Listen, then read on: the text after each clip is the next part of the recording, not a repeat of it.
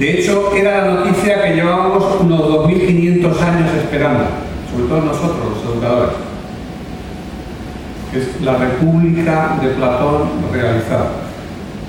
Esta idea del gobierno de los filósofos, esa República de Platón en la que abajo están los artesanos, los mejores llegan a guerreros y los mejores de los 50 llegan a filósofos y ellos gobiernan la República. Eso es la metáfora, a la manera que lo entendían los griegos, de la economía abajo, la política encima y la cultura por encima de todo. ¿Y con la cultura quién? Pues nosotros, los intelectuales en un sentido amplio.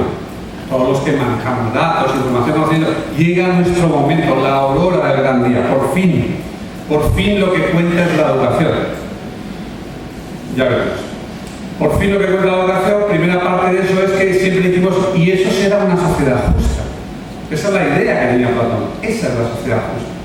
Arriba, los filósofos. Y si ustedes recorren las utopías de Campanella, San Agustín, Tomás Moro, todas terminan así. Las utopías todas terminan con que al final gobiernan los sabios. Se recompensa a los sabios. Se recompensa al mérito, que es una mezcla de inteligencia innata y trabajo escolar, etc. Incluso creemos tanto en eso que normalmente en esas utopías, por ejemplo la de Moro, ya en la escuela se puede ver quiénes van a ser los sabios entre los sabios. En las utopías perfeccionadas se vuelven a hacer exámenes y exámenes por si no estudiaste de pequeño, porque estudias de mayor y por fin demuestres tus méritos. Está claro que estas utopías las escribieron los sabios. Si las hubieran escrito los guerreros, habrían propuesto una justa, un combate de boxeo o una cosa por el estilo. Y si las hubieran propuesto los tenderos o los artesanos, pues habrían propuesto que más trabajara o que mejor produjera, etc. Pero como los que escribimos somos nosotros, hemos terminado por creer que eso era lo más justo. No está claro. No está claro. Se podría incluso decir que es lo más injusto, porque depende más, para quien piense lo contrario, porque quizá depende más de capacidades innatas, de las condiciones del entorno en los años más tempranos, etc. Redistribuir la riqueza, el capital económico es fácil. Es fácil, técnicamente no es un problema. Google Earth o Google Maps podrían redistribuir la Tierra en cuestión de segundos. Incluso en tiempo real. Podríamos en cada segundo han nacido 300 y se han muerto 200. Por lo tanto, tocamos a un trocito de hectárea menos y se va a redistribuir. Cada mañana tendríamos que ver cuál es la Tierra nuestra. Técnicamente es posible. Técnicamente es posible. Mazo, Fernández Ordóñez, enfadado por cómo le echan la culpa de todo aquello, de lo que él tiene la culpa, pero no solo él, podría haber, con un par de informáticos, me ayudas un poco de un par de informáticos, podría haber redistribuido la riqueza de la noche a la mañana. Se enchufa el ordenador del Banco Central a lo de toda la banca española y de repente, con un programa de ordenador, redistribuimos, pues que el 85-90% de la riqueza líquida, por lo menos. ¿Qué hubiera pasado al día siguiente? Es otra historia. Pero podría haberlo hecho. Nos levantamos y en nuestra cuenta tenemos no lo que teníamos, fuera mucho poco, sino la parte alícuota. Incluso con filigranas, según edad, según género, según no sé qué, lo que se quiere. El Ministerio de Educación podría mandarnos a todos un PDF, colorines, con la firma del rey, que diga fulanito, tal, o a rellenar, léelo usted. Es ingeniero, no sé qué. Médico especialidad, no sé cuánto, sociólogo, educador, lo que sea. Al día siguiente no daría ningún valor a eso. Esa es la diferencia. Si se reparten las tierras o el dinero, al día siguiente vamos a tener una guerra civil. Pero mientras no la haya, eso valdría. Mi cuenta es mi cuenta y tiene más dinero del que ayer. Si se reparten los títulos, nadie le da caso en el minuto siguiente de lo que diga un título. Es mucho más difícil redistribuir el conocimiento que redistribuir otras cosas. Por eso quizás nos dejan redistribuirlo. Por eso quizás nunca tenemos problema en formular reformas y reformas que prometen que. Si hubiera una mente maligna, que yo creo que no la hay, pero si hubiera una mente maligna, estoy seguro que esa mente maligna se habría dado cuenta de que en gran medida da igual, que hagan reformas, que no va a pasar. La mala noticia es que es muy difícil esa redistribución. El gran éxito de los siglos XVIII y XIX y XX, en gran medida, ha sido generalizar el acceso a la lectoescritura. que hoy decimos qué tontería, no debería escribir, todo el mundo lo hace, pero durante miles de años fue un saber esotérico de un puñado de sacerdotes de escriba. Parecía imposible que los demás llegaran a aprender eso, no se planteaba. El relativo fracaso de Manuel Todd dice que el gran fracaso del siglo XX es que no se ha podido generalizar la secundaria. Que no es posible generalizar el éxito en la secundaria. Creo que se equivoca, creo que hay países que están muy cerca de hacerlo, otros están bastante lejos, pero está claro que es difícil. Está claro que es difícil. Y cuanto más allá vayamos, pues más difícil será. Una sociedad de la información difícilmente será una sociedad igualitaria, podrá ser otras cosas, pero difícilmente lo será eso. Es posible que suceda incluso lo contrario, que resulte menos igualitaria que otras. De hecho, imagínense un ejercicio simplificado. Supongamos que lo que un niño o una niña tiene que aprender en una sociedad se aprende en un año, en 2, en 10. Tiene que aprender a pescar, tiene que aprender a cultivar la tierra, o tiene que aprender a hacer mantequilla, o ir a la guerra, o lo que sea. Supongamos que se puede aprender en 10 años y que la vida media es no de 80, como es ahora, la esperanza de vida, 80 y algo, sino de 50, 60, lo que sea. Bueno, no aprendes en los 10 primeros años, en los 10 siguientes, que son más menos de aprender, pues se quedan otros 10 y otros 10 y otros 10. Puedes intentarlo. Como no hay más cosas que aprender, los demás se están esperando. Cogerán un poquito de práctica y tal, pero no tienen más cosas que aprender. Es como las historias del cuentacuentos en una tribu africana, pues son 10, ¿vale? Son 10. Cuentacuentos las cuentan mucho mejor, pero todos se saben las historias, aunque se rían cada noche leyéndolas, todos se las saben. Ahora, dejemos eso, vamos a la sociedad del conocimiento, que sabemos que es también la sociedad del aprendizaje, en la que hay que aprender a lo largo de la vida. ¿Qué sucede ahí? Sucede que si yo no aprovecho mis 10 primeros años, tengo los 10 siguientes. Puedo volver a hacer la ESO o el bachiller que no hice, pero nadie me va a esperar. Los otros están yendo a la universidad. Cuando dejan la universidad están con una beca, un stage, lo que sea, no sé dónde. Están en empleos que tal cual siguen aprendiendo. Si es cierto que se sigue aprendiendo, y yo creo que lo es, lo que tenemos no es una carrera en la cual luego nos esperan y nos alcanzamos. Lo que tenemos es una espiral en la cual las diferencias se van haciendo cada vez mayores. Lo que tenemos es un perfecto ejemplo de lo que, parafraseando a la Biblia, se suele llamar el efecto Mateo. Esa situación en la que los ricos se hacen más ricos y los pobres se hacen más pobres. Que sucede en parte, o por lo menos en ciertos países en la economía, sucede claramente en la educación, sucede en la lectoescritura y sucede en otros ámbitos. Si quien empieza bien en términos de educación, sigue mejor.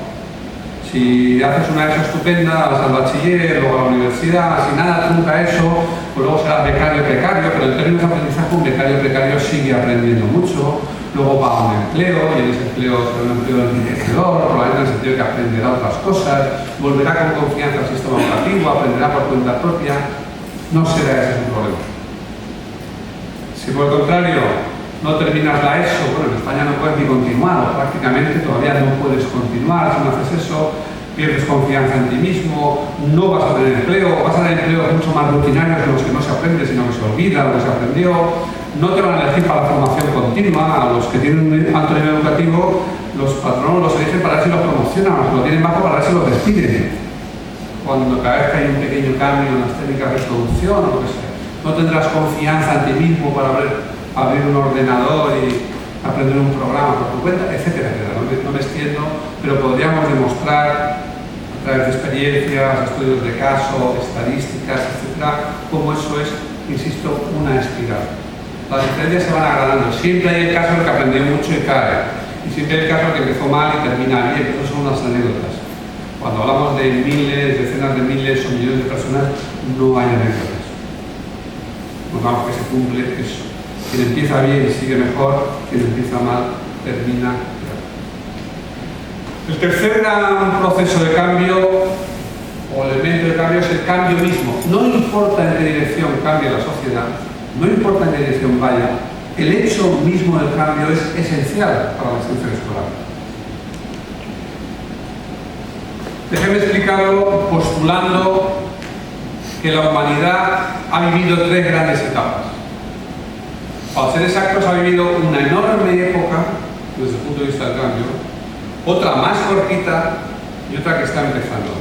La enorme, que parecía interminable, era aquellas sociedades que cambiaban. De vez en cuando eran invadidas por los hunos, les venía un diluvio, se hundía una isla atlántica en el mar, lo que fuera, pero un cambio que no sabes que viene ni qué dirección va, no afecta a tu vida. De repente te ahogas, pero no afecta más.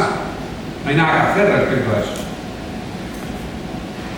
Una sociedad en la que las generaciones nuevas, las nuevas generaciones, no importa, van a vivir en un mundo igual al de sus padres, en la que el mundo en el que mueres es básicamente similar al mundo en el que naciste, no necesita ni escuelas ni profesores. Los adultos enseñan, educan a los niños. Esa frase que tanto gusta ahora de dicho africano, hace falta una aldea para educar al niño. A ver, no es un trocito, una respuesta, es la respuesta. ¿Qué hace falta para educar a un niño? Una aldea, una tribu. Y con una tribu o una aldea basta, no hace falta nada más. Hace falta, si vamos hacia atrás en la historia, encontraremos escuelas, academias, sabemos que todas estas palabras vienen del griego, más allá, pero las encontraremos para un reducido grupo de población. Para esos varones ociosos, libres de Atenas, que viven atendidos por las mujeres, por los metecos, por los esclavos, etc. Para los sacerdotes, mandarines, escribas y demás, que manejan un conocimiento esotérico, y ya está. El resto de la humanidad, que es la inmensa mayoría de la humanidad, aprende a labrar la tierra labrándola, a ir a la trayendo, etcétera, etcétera. No hace falta escuelas. Cuando de repente vivimos el proceso de modernización, según dónde, cuándo, cómo, qué grupo, qué zona, pues siglos XVII, XVI, incluso XVIII, XIX, cuando pasamos del campo a la ciudad, de la economía de subsistencia al intercambio de la agricultura a la industria, de la transmisión oral al lenguaje escrito, de la tradición al cálculo racional, etcétera, etcétera, etcétera, extiendo todo lo que llamaríamos la modernización. Entonces se da reiteradamente la situación de que los niños tienen que aprender cosas que sus padres no les pueden enseñar, porque son de otro mundo, por así decirlo, porque van a otro mundo. Y para eso es cuando hace falta, con carácter ya universal, progresivamente universal, una institución y una profesión distinta. Y ese es nuestro momento glorioso. Lo que se reflejan estos términos como ilustrar, misiones pedagógicas, es lo mismo, es la metáfora del misionero y del buen salvaje, ¿no? Les llevamos la salvación, la ilustración, el progreso, la sabiduría, la ciencia, frente a todo lo demás. El atraso, la superstición, la pobreza, bla, bla, bla, ¿no? Es el momento glorioso de la escuela. ¿Por qué? Porque estamos en ese cambio intergeneracional, perceptible de una generación a otra, entonces educamos rápidamente a una pequeña parte de la generación en las escuelas normales y tal, y luego los 40 años siguientes se dedican ellos a educar al resto. Pero ¿qué sucede cuando el cambio se hace mucho más rápido? ¿Qué sucede cuando ya no es de una generación a otra, sino claramente intrageneracional? Cuando no es que yo note, ya no hablamos de eso de todo fluye y el río nunca es el mismo, no. Hablamos de cambios radicales en el entorno físico de las ciudades, en la economía, en las formas de trabajo, en las estructuras familiares, en el modo de acceso a la cultura. Lo que yo les puedo asegurar que yo a mi edad ya he vivido y lo veo espectacularmente. ¿Qué sucede cuando gran parte de lo que aprendimos no vale después? Pues que esa institución entra en crisis.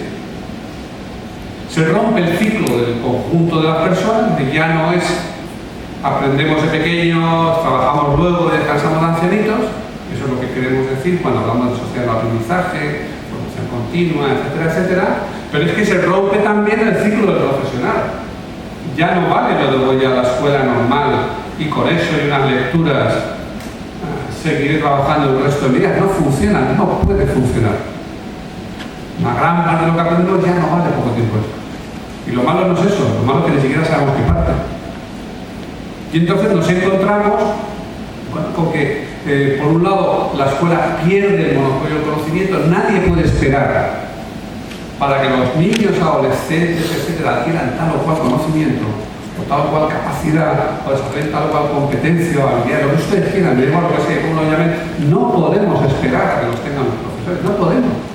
Nadie, ninguna familia sensata, ningún padre o madre sensato puede esperar a que la escuela haga tal cual. No es posible. Esperan, se acabó. Entonces se rompe ese monopolio de la institución, de la escuela y de la profesión sobre el conocimiento.